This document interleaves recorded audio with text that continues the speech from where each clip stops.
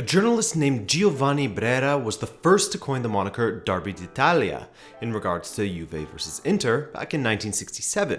But the rivalry between two of Italy's most successful clubs goes back even further than that, and certainly grew deeper in the decades that followed. Hey, I'm Adrian and welcome to Rabona TV's Roots of the Rivalry. This video is a bit of a time capsule actually for those watching in the future, as the next Derby d'Italia will be a unique one. It will be played behind closed doors due to fears of causing the further spread of coronavirus after cases dropped in northern Italy in February of 2020. Yikes. But that aside, as we do, we'll take a quick look at the foundational history of these two clubs, then look at the main causes for disagreement between these two fan bases, going all the way back to the very root of it. Typically, as you'll know, that can be due to anything from religious reasons, social hierarchy, political division, or quite simply, the quest for dominance. But as per usual, we start with the founding of the older of the two clubs, Juventus.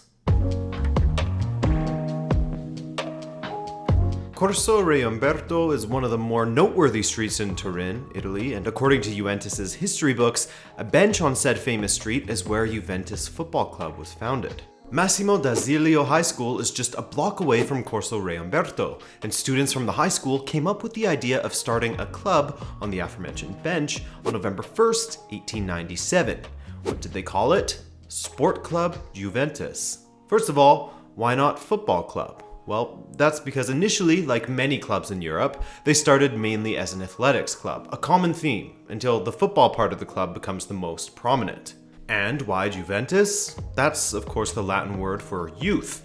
And these students, the founders of what would become the club that you know today, were all 17 years old and younger.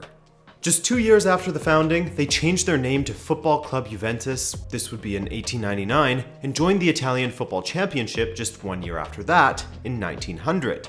The club colors were initially pink shirts and black shorts, and they even wore a black tie when they played as well. Man, early football was so funny. According to Juve's own history, one of the club's fathers supplied the pink shirts for them, but as time went on, from washing them constantly, the pink began to fade. So, how did they end up sporting their now iconic black and white stripes?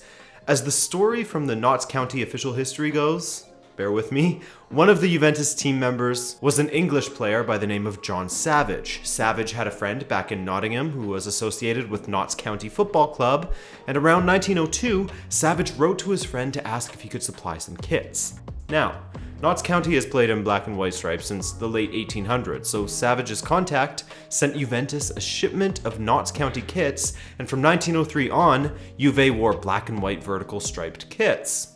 Football Club Juventus won their first Italian football championship title in 1905. This championship is considered the precursor to the Serie A, which only came into existence in 1929. In 1906, Juve came upon their first bout of hardship when disagreements within the club led to President Alfredo Dick to leave and set up his own club, Torino, taking some of Juve's top talent with him.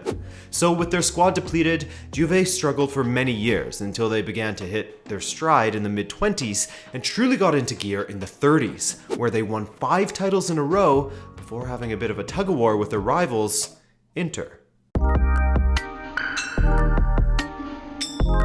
To tell the foundational history of Internazionale or Inter Milan, you gotta talk about AC Milan. So, AC Milan was founded in 1899 by a group of expats, namely Englishmen. In fact, expats are responsible for founding plenty of clubs across Europe, just as many football clubs started as athletics clubs. But anyways, in 1908, it was announced that Italy would have 2 leagues. The main league would be the National Championship, which would play host to teams that were made up entirely of Italian players, aka no foreigners allowed. The other league, the Federal Championship, would allow players from any country to compete.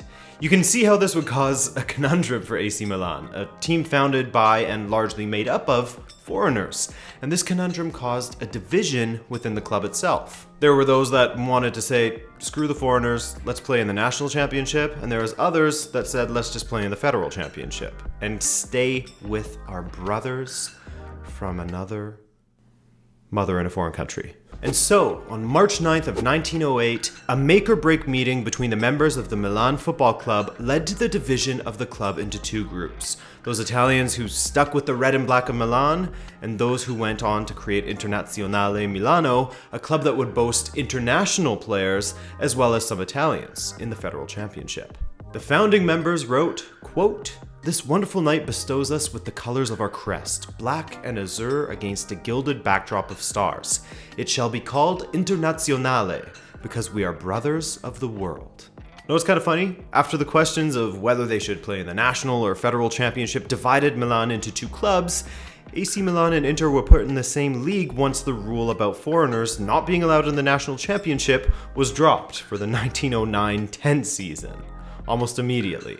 Inter went through a few name changes as they were merged with US Milanese and were called Società Sportiva Ambrosiana, then Associazione Sportiva Ambrosiana, and Ambrosiana Inter, when they started the aforementioned tug-of-war for titles with Juve, thanks to their iconic striker Giuseppe Meazza leading the way for the Nerazzurri.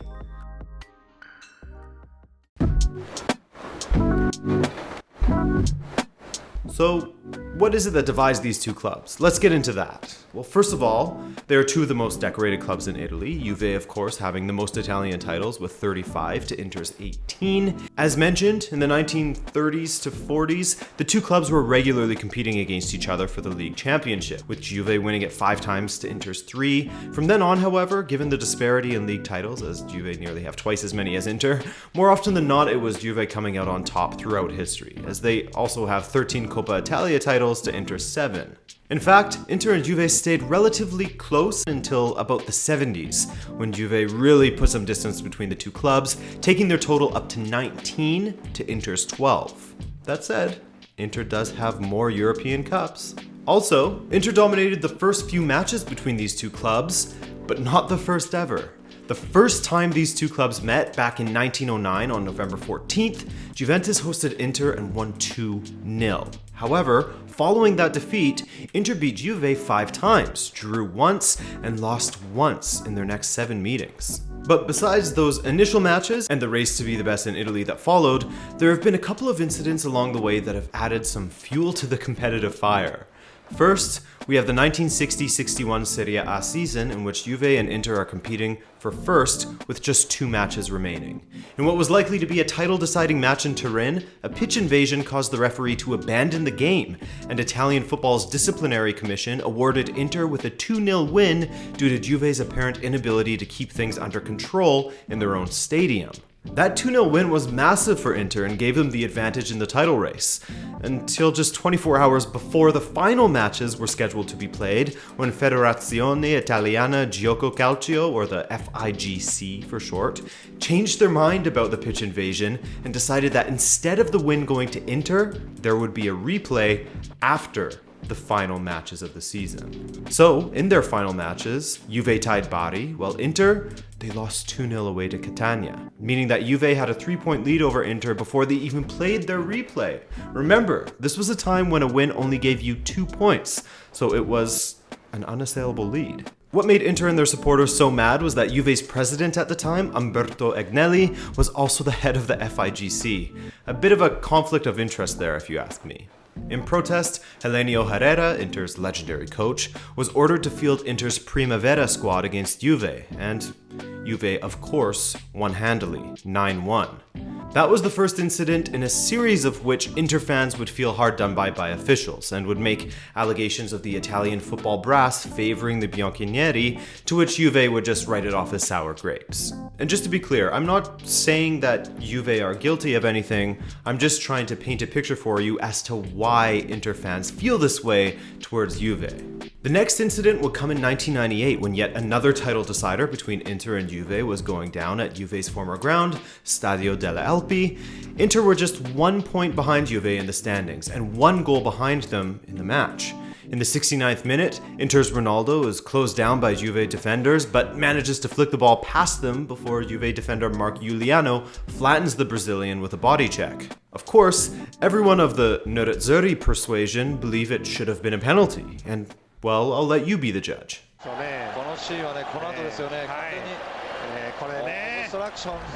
What made it all the more frustrating from the Inter side of things was that Juve were awarded a penalty within the same minute, once they had attacked in the other direction, as Taribo West, an Inter defender, lay a hand on Del Piero's back and the Juve attacker went down.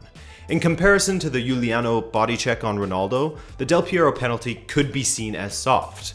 Later, Inter did score, but the goal was called back as Zamorano was adjudged to have fouled Juve's keeper. Juve won the match, and eventually, they won the Scudetto once again.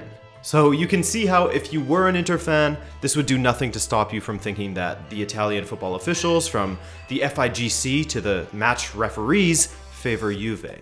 Now, that's not for me to say, once again, but that's what the sentiment is, and that's what adds to the division between these clubs and supporters. This incident in particular, from 1998, would be brought up again 8 years later. And of course, I'm referring to the 2006 Calciopoli scandal, in which it was found that through their general managers Luciano Moggi and Antonio Gerardo, Juve was accused of selecting favorable referees for their matches, or as we common folks say, match fixing. Other teams were implicated as well, including AC Milan, Fiorentina, Lazio, and Regina, though the harshest punishment fell upon Juve, who were stripped of their 2004-2005 Scudetto and were put in last place for the 2005-2006 season, meaning they were relegated, and Inter were the champions. Later, out of this mess came allegations from Juve that Inter were also involved in the scandal and asked that they be stripped of the 2006 title, so you had Inter and their fans with a sort of, aha! We knew it all along. We knew that there was some sort of corruption, and it goes back to 1998 sort of allegations. And then you have Juve fans saying, well, you guys were involved as well. And somewhere in the midst of all this, whether you believe the allegations made by Juventus or not, whether you believe the allegations made by Inter or not, you have a pressure cooker of animosity building and building between the clubs, and that is what cannot be disputed. That is why these two teams have such a disdain for each other, and is, in essence, the reason for the rivalry between these two teams going back to the early 60s. So it's unfortunate that now that you have all of this historical context, you'll be robbed of the emotion of this derby, given that there won't be any fans involved, for this iteration in particular. But you can take it with you going forward. If you enjoyed this video, then be sure to subscribe for more from us here at Rabona TV. Other than that, I'm Adrian. Thanks so much for watching. I love ya, and enjoy the derby.